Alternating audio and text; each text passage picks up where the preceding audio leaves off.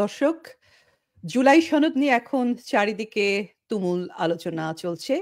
তো গতকাল শুক্রবার বিএনপি আর জামাতে ইসলামী সহ ২৪ টা রাজনৈতিক দল এই তথাকথিত জাতীয় সনদে কিন্তু স্বাক্ষর করেছে।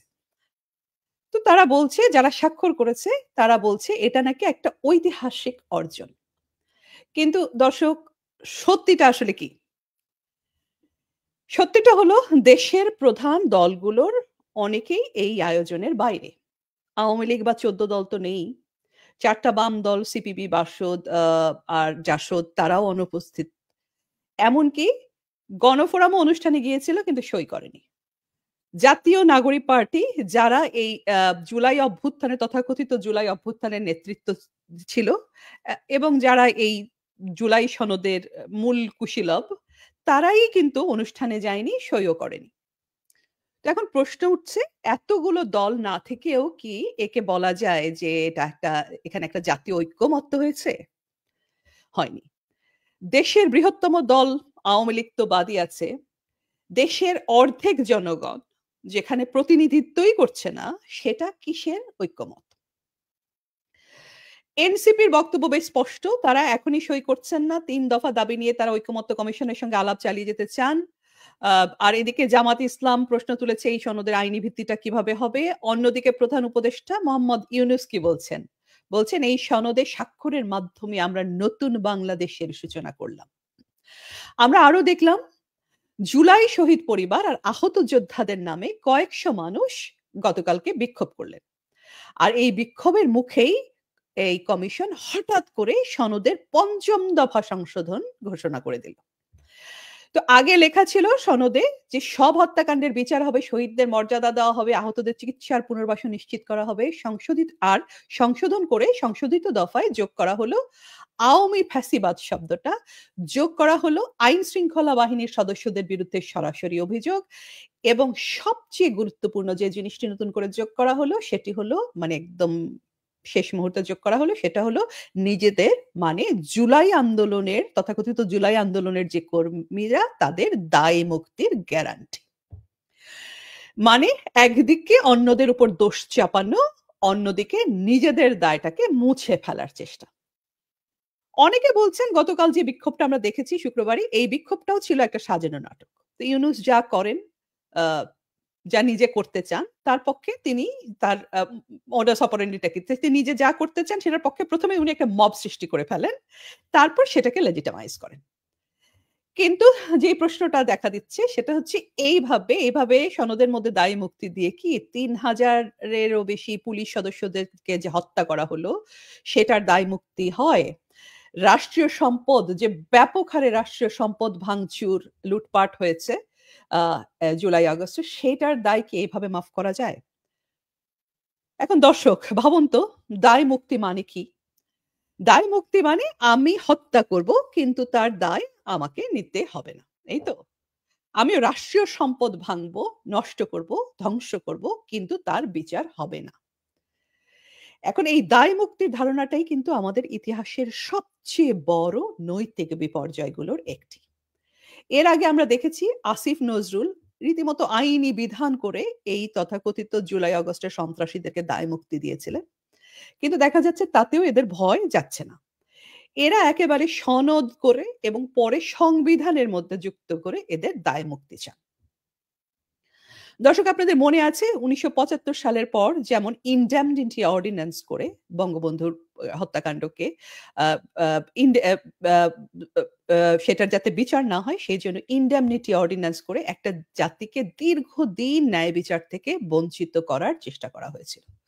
ঠিক তেমনি এই জুলাই সনদও যদি বাস্তবায়িত হয় এইভাবে, তাহলে আবারও সেই একই বিচারহীনতার কিন্তু পুনরাবৃত্তি ঘটবে। এদিকে বলা হচ্ছে ফ্যাসিবাদ বিরোধী সংগ্রামে যারা গুম, খুন, নির্যাতিত হয়েছেন তাদের বিচার হবে। কিন্তু অন্যদিকে একই দফায় লেখা জুলাই বীর যোদ্ধাদের আইনগত দায় মুক্তি, অর্থাৎ আমরা যা দেখছি সেটা হচ্ছে এনারা চান বিচার হবে নির্বাচিতভাবে। অর্থাৎ যে প্রতিপক্ষ তার জন্য আদালত আর বিচার, আর যে পক্ষে তার জন্য ক্ষমা। আবার সংবিধান থেকে ৭ই মার্চের ভাষণ, বঙ্গবন্ধুর স্বাধীনতার ঘোষণা, রাষ্ট্রের মূলনীতি, ধর্মনিরপেক্ষতা এগুলো তুলে দিতে চান এরা। তো দর্শক, এটা ন্যায় বিচার নয়। এটা আসলে রাজনৈতিক প্রতিশোধের ছদ্মবেশে প্রতিরক্ষা। এটা শুধু ইতিহাস লেখা নয়, ইতিহাসকে নিজের মতো করে পুনর্লেখন। এখন আসুন দর্শক দেখি যে এই সনদের, জুলাই সনদের বিতর্কিত দফাগুলো কোনটি এবং সেই পরিপ্রেক্ষিতে কোন দলের কি অবস্থান। এক ব্যক্তিকে একসঙ্গে প্রধানমন্ত্রী, সংসদ নেতা ও দলীয় প্রধান থাকতে পারবেন? এই প্রস্তাবে 25টি দল একমত হয়েছে, কিন্তু বিএনপি সহ 5টি দল নোট অফ ডিসেন্ট দিয়েছে। সংবিধান বিলুপ্তি ও স্থগিতকরণ, এতে 29টি দল একমত, কিন্তু গণফোরাম, বাংলাদেশ জাসদ আর বাসদ ভিন্ন মত দিয়েছে। উচ্চকক্ষ বা দ্বিতীয় সংসদ গঠন, এখানে মতবিরোধ আরো তীব্র। জামাত, এনসিপি সহ 23টি দল প্রপোর্শনাল রিপ্রেজেন্টেশনের পক্ষে, কিন্তু বিএনপি সহ 7টি দল এই প্রস্তাবের বিপক্ষে। ধর্মনিরপেক্ষতা বাদ দিয়ে সাম্য, মানবিক মর্যাদা, ধর্মীয় স্বাধীনতা রাখার প্রস্তাব, এতে বিএনপি ও জামাত সহ 27টি দল একমত, কিন্তু গণফোরাম আর জেএসডি এই অংশে আপত্তি জানিয়েছে। ন্যায়পাল নিয়োগের ধারা যুক্ত করা, এতে 25টি দল একমত, কিন্তু 5টি দল বিরোধিতা করেছে।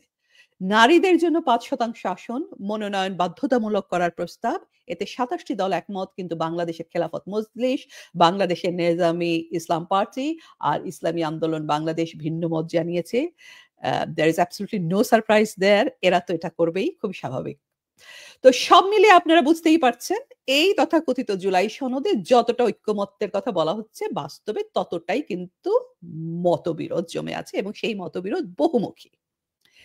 এখন million dollar question is this, এই সনদ করে লাভ কি হলো? এটা বাস্তবায়ন হবে কিভাবে? এখন সেইখানেও দেখুন, প্রস্তাব আছে 6টি এই বাস্তবায়নের। নির্বাচনের আগে অধ্যাদেশের মাধ্যমে, নির্বাচনের আগে গণভোটের মাধ্যমে, নির্বাচনের সময় গণভোটের মাধ্যমে, গণপরিষদের মাধ্যমে, নির্বাচনের পরে সাংবিধানিক সংস্কারের মাধ্যমে, অথবা একসঙ্গে নির্বাচিত সংসদ ও গণপরিষদের মাধ্যমে। বিএনপি, সিপিবি, বাসদ সহ বেশ কিছু দল বলছে সংসদের মাধ্যমে, একটা নির্বাচিত সংসদের মাধ্যমে এটা বাস্তবায়ন হতে হবে। অন্যদিকে এনসিপি বলছে আগে গণপরিষদ নির্বাচন করতে হবে। জামাত ইসলামী আন্দোলন, কয়েকটি ইসলামপন্থী দল বলছে আগে রাজনৈতিক ঐক্যমত্য হোক, তারপরে বাস্তবায়ন, জাতীয় নির্বাচনের আগেই গণভোট হোক। অর্থাৎ জনগণের নামে রাজনীতি আগে ভাগে সিল মেরে ফেলুক, এই তো হচ্ছে কথা। তো এইটা কি আসলে গণতন্ত্র, নাকি জনগণকে পাওয়ার অফ অ্যাটর্নি বানিয়ে রাজনৈতিক বৈধতা অর্জনের একটা শর্টকাট পথ? দর্শক, এটা আপনারাই বিচার করুন। কিন্তু ইতিহাস বলে এরকম সনদ, এরকম রূপরেখা যে বাংলাদেশে হয়নি তা না, আগেও হয়েছে। এরশাদ পতনের পর 3 জোটের রূপরেখার কথা মনে আছে আপনাদের দর্শক? সেই সময় পার্থক্যটা হলো আওয়ামী লীগ, বিএনপি, বামপন্থী দলগুলো সহ সবাই মিলে, প্রধান দলগুলো সবাই মিলে সেই রূপরেখাটা প্রস্তাব করেছিল, কিন্তু সেটা কি বাস্তবায়ন হয়েছিল? হয়নি। তাই অনেকেই বলছেন যে এই জুলাই সনদও আসলে মূলত একটা অশ্বডিম্ব, এবং কেউ এটাও বলছেন যে এই সমস্ত কাহিনীর নাটক ফাঁদার কারণ, মানে লক্ষ্য হচ্ছে ফেব্রুয়ারিতে জাতীয় নির্বাচনকে পিছানোর, এটা একটা নীল নকশা। তো এখন আমার প্রশ্ন, যে সনদে 52টা তো নিবন্ধিত দল আছে বাংলাদেশে, সে 52টি দলের মধ্যে মাত্র 24টা দল সই করেছে, যেখানে একের পর এক ভিন্ন মত, ভেতরে অবিশ্বাস, যেখানে নাগরিকদের অর্ধেকই প্রতিনিধিত্ব পাচ্ছেন না, সেটা কি সত্যি জাতীয় ঐক্যের সনদ, নাকি জামাত এবং রাষ্ট্রবিরোধী শক্তিগুলোকে পুনর্বাসন আর ইউনূসের ক্ষমতায় টিকে থাকার নতুন একটা নীল নকশা? এখন দর্শক, সনদের সবচেয়ে জটিল এবং সবচেয়ে বিপজ্জনক অংশ যেটি, সেটা নিয়ে একটু কথা বলি। এটা হচ্ছে গণভোট। এখন এই গণভোট শব্দটা শুনলেই কিন্তু মনে হয় যে আহা, জনতার ভোটেই হবে সিদ্ধান্ত, অর্থাৎ জনগণের সরাসরি মত, এটাই তো গণতন্ত্রের আসল রূপ, তাই না? কিন্তু বাস্তবে দর্শক, ব্যাপারটা কিন্তু এত সহজ না, বরং অনেক সময় গণভোটই হয়ে দাঁড়ায় কিন্তু একটা রাজনৈতিক ফাঁদ এবং জনতার আবেগকে ব্যবহার করার একটা কৌশল। চলুন একটা বড় উদাহরণে যাই। 2016 সালের ব্রেক্সিট গণভোট। যুক্তরাজ্যের মানুষকে একটাই প্রশ্ন করা হয়েছিল, আপনি কি ইউরোপিয়ান ইউনিয়নের সদস্য হিসেবে থাকতে চান নাকি বেরিয়ে যেতে চান? এটা ছিল একটা হ্যাঁ না ভোট। শুনতে সরল কিন্তু বাস্তবে এর প্রস্তুতি নিতে সময় লেগেছিল মাসের পর মাস। সারা দেশে হাজারো সভা, বিতর্ক, প্রচারণা। তবুও শেষ মুহূর্ত পর্যন্ত সাধারণ মানুষ বুঝতেই পারেননি বেরিয়ে যাওয়ার মানে আসলে কি আর থাকার মানেই বা কি। শেষে লিভের পক্ষে বেরিয়ে যাওয়ার পক্ষে ভোটে জিতে গেল অল্প ব্যবধানে।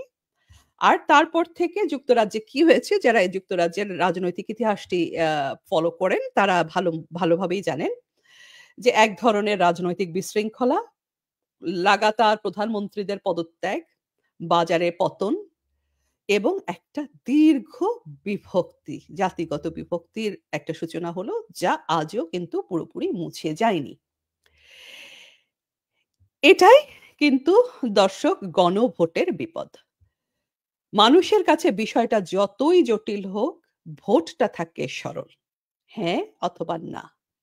মাঝের যে ধূসর জায়গাটা সেটা কিন্তু সুযোগ সন্ধানী রাজনীতিবিদদের হাতে পড়ে যায়। তো এখন আসুন আমাদের এই গণভোটটা যেটার কথা বলা হচ্ছে সেটার দিকে একটু তাকাই। জুলাই সনদে আছে ৮৪টা দফা। যতটুকু আমি পত্রিকার মধ্যে জানতে পারলাম। যার অনেকগুলো নিয়ে আপনাদেরকে বললাম যে দলগুলোর মধ্যেই কোন রকমের একমত হ ঐকমত্য হয়নি। এখন এই ৮৪টা দফা নিয়ে সাধারণ মানুষ ভোট দেবে। গণভোট দেবে, তাই না? তো কিসে হ্যাঁ আর কিসে না তা তারা জানবে কিভাবে? তারা কি জানে কোন দফায় ধর্মনিরপেক্ষতা বাদ দেওয়া হয়েছে, কোন দফায় নিজেদের দায় মুক্তির ব্যবস্থা রাখা হয়েছে, কোন দফায় নারীর অংশগ্রহণ সীমিত করা হয়েছে, সেটার রিপারকাশন কি, সেটার কি ফলাফল, সেটা আমাদের দেশে কোন সুদূর প্রসারী প্রভাব ফেলবে?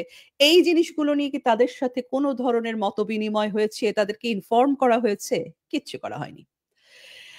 এই ৮৪ দফার মধ্যে এমনও দফা আছে যা সংবিধানের মূল কাঠামোকে নাড়িয়ে দিতে পারে, একটা রাষ্ট্রের মূল কাঠামোকে নাড়িয়ে দিতে পারে।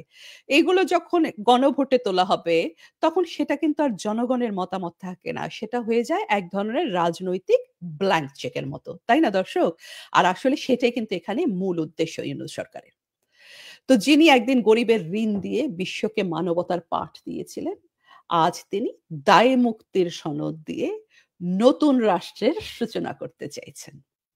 মানবতার নামে দায় মুক্তি, ঐক্যের নাম বাদ দেওয়া আর বিচারহীনতার নাম উনি দিয়েছেন নতুন সংবিধান। এটাই ইউনূস আর আলী রিয়াজের জুলাই সনদ দর্শক। এটাই ইউনূসের নতুন বাংলাদেশ।